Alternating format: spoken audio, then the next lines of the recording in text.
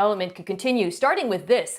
Last season, according to FTN Fantasy, which tracks injuries, the Texans had the most injured offensive line, not in the NFL, but ever since they had started tracking them. So CJ Stroud was exceptional despite that, which, by the way, that was a huge reason why they couldn't run the ball. You show that clip to every single person that says CJ Stroud is going to have a sophomore slump.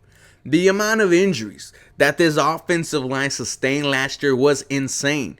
Your left tackle, Laremy Tunsil, missed the first 4 weeks with the knee issue. Titus Howard, your right tackle, broke his hand in training camp, missed the first 4 weeks, came back for a couple of months, then his season was cut short, ended up on IR.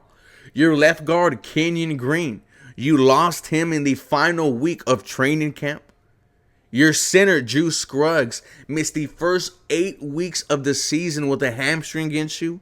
Your only consistent piece all year for your offensive line was veteran right guard Shaq Mason. Yet, despite all those obstacles, the Houston Texans had a top 15 offense in the NFL. I think they were ranked 14th, and it was all rookie CJ Stroud and his arm.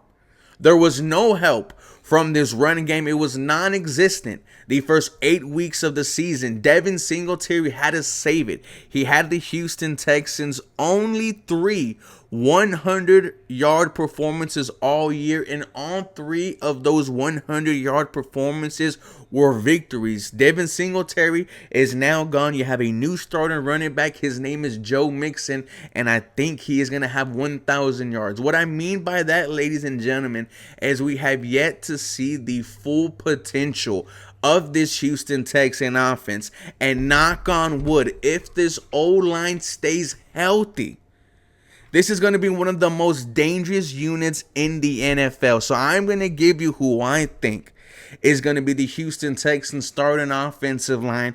You guys let me know in the comments, because I think you're going to disagree with me.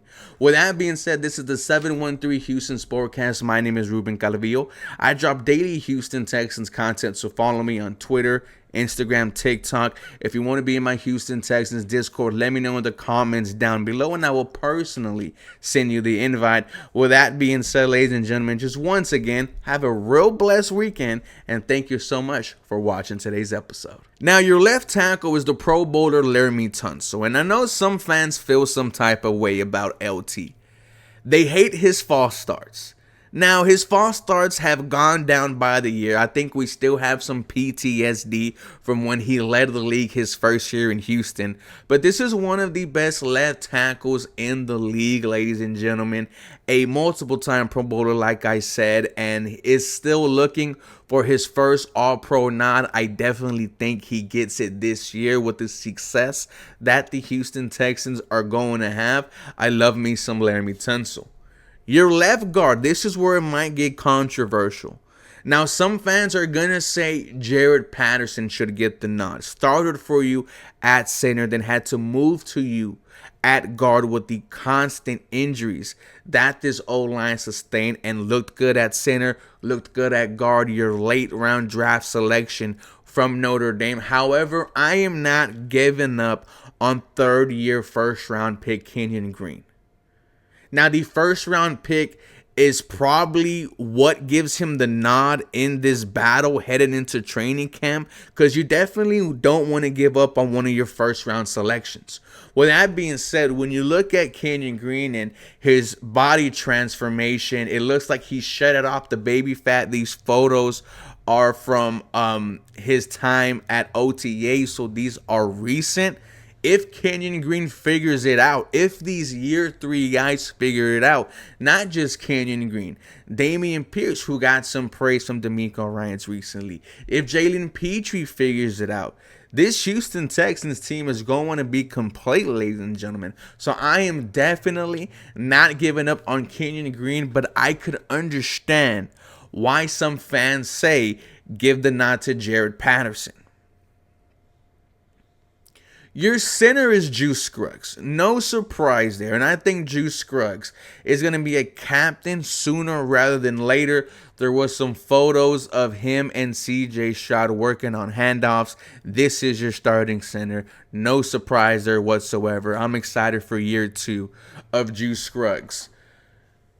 Your right guard is Shaq Mason, your veteran who you traded for, who you gave a 3-year extension to. You are happy that Shaq Mason is there towards the end of the season for you.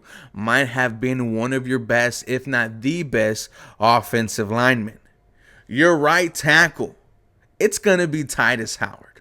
And I know what the recent draft pick of Derek Fisher from Notre Dame fans are saying, oh, this is the right tackle replacement here, and move Titus Howard to left guard where he played in his first year. No, I think he is going to be there at right tackle. You go to his Twitter bio.